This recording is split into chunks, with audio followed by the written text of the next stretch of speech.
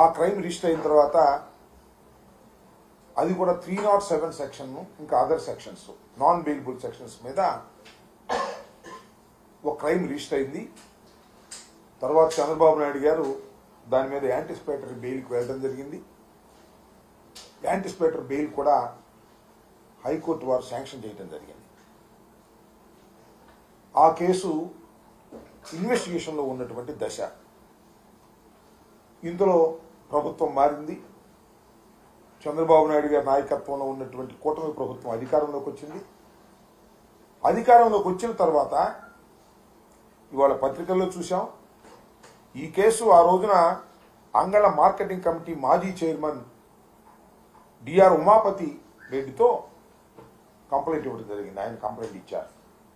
ఈ కేసు ఏంటో కొద్దిగా పూర్వపురాలకు వెళ్తే చంద్రబాబు నాయుడు గారు ముదివేడు సమీపంలో 750 కోట్ల రూపాయలతో నిర్మిస్తున్నటువంటి ఒక రిజర్వాయర్కి సంబంధించినటువంటి అంశంలో ఆయన ఎన్జిటికి వెళ్ళి అక్కడ స్టే తీసుకొచ్చారు. దాన్ని సందర్శించాలి అనేటువంటి ఉద్దేశంతో ఆయన పెద్ద ఎత్తున నాయకుల్ని బలగాల్ని తీసుకుని వెళ్తున్నప్పుడు ఘర్షణ జరిగాయి.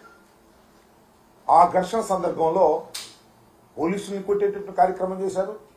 వైఎస్ఆర్ కాంగ్రెస్ పార్టీ కార్యకర్తలను కొట్టేటటువంటి ప్రయత్నం చేశారు. ఒక పోలీస్ అధికారికి ఒక పోలీస్కి అధికారో లేకపోతే ఆయన కానిస్టేబుల్ ఆయనకు గాయం కూడా అయింది. వీటిని పురస్కరించుకొని అప్పుడు ఉమాపతి రెడ్డి గారు ఇచ్చినటువంటి కంప్లైంట్ ఆధారంగా చేసుకొని 20 మంది మీద 307 మరియు ఇతర సెక్షన్స్తో కేసు నమోదు చేశారు. జనరల్గా కేసు నమోదు చేసిన తర్వాత దాని యొక్క న్యాచురల్ కోర్స్ ఏంటంటే ఇన్వెస్టిగేషన్ చేస్తారు.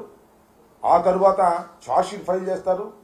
కోర్టులో విచారణ జరిగిన తర్వాత దానిలో వాస్తవాలు ఉంటే శిక్షిస్తారు, లేకపోతే లేదు. ఇది అందరికీ తెలిసినటువంటి ప్రొసీజర్. కానీ చంద్రబాబు నాయుడు గారికి అధికారం వచ్చిన తర్వాత ఆ పోలీస్ యంత్రాంగాన్ని దుర్వినియోగం చేసేటటువంటి కార్యక్రమంలో ఇవాళ ఈ ఉమాపతి రెడ్డి గారికి ఒక నోటీస్ సర్వ్ చేసి ఆయన ఇన్వెస్టిగేషన్ సహకరించడం లేదు, వాస్తవాలు ఆయన చెప్పడం లేదు అని మీ కేసు ఎత్తేస్తున్నాం అనేటువంటి ఒక నోటీస్ ఇచ్చేశారు. ఎంత దారుణం ఇది! ప్రజాస్వామ్య దేశంలో అతను ముఖ్యమంత్రి కావచ్చు, ప్రధానమంత్రి కావచ్చు, ఎంత గొప్పవారైనా కావచ్చు, ఒకసారి కేసు రిజిస్టర్ అయిన తర్వాత అది కోర్టుకు వెళ్ళకోకుండానే దాన్ని పోలీసు ఇన్వెస్టిగేషన్లోనే క్లోజ్ చేయాలనే ప్రయత్నం చేయటం అనేది అధికారంలో ఉన్నాడు కాబట్టి చంద్రబాబు నాయుడు గారు చేసుకుంటున్నారు. ఈ ధర్మమేనా అని అడుగుతా ఉన్నా. రేపైనా ఇంతే కదా.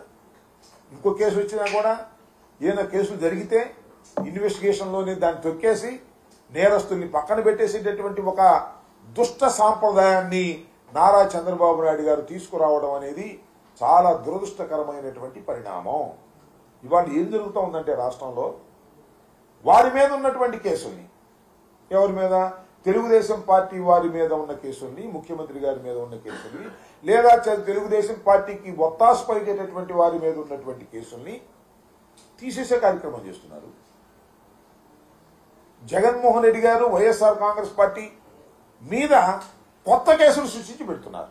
మీరు చూశారు కదా, ఎన్టీఆర్ భవన్ మీద అంటే తెలుగుదేశం ఆఫీస్ మీద దాడి జరిగిందని కేసు రిజిస్టర్ చేస్తే ఇన్వెస్టిగేషన్ దశలో ఉంటే దానిలో కొంతమందిని పార్టీ నోటీస్ ఇచ్చి అరెస్ట్ చేసి వదిలేస్తే మళ్ళా కొత్తగా కేసు ఓపెన్ చేసి దానిలో 307 వేశారు. దానిలో 307 వేసి మళ్ళా కొత్త వారిని అరెస్ట్ చేయాలనేటువంటి ప్రయత్నం చేస్తే కొంతమంది అరెస్ట్ చేశారు, కొంతమంది బెయిల్కి వెళ్ళారు. ఈ విధంగా పోలీసుల్ని, పోలీసు వ్యవస్థని ఉపయోగించుకొని తెలుగుదేశం పార్టీ వారినేమో కేసుల నుంచి తప్పించేటటువంటి కార్యక్రమం.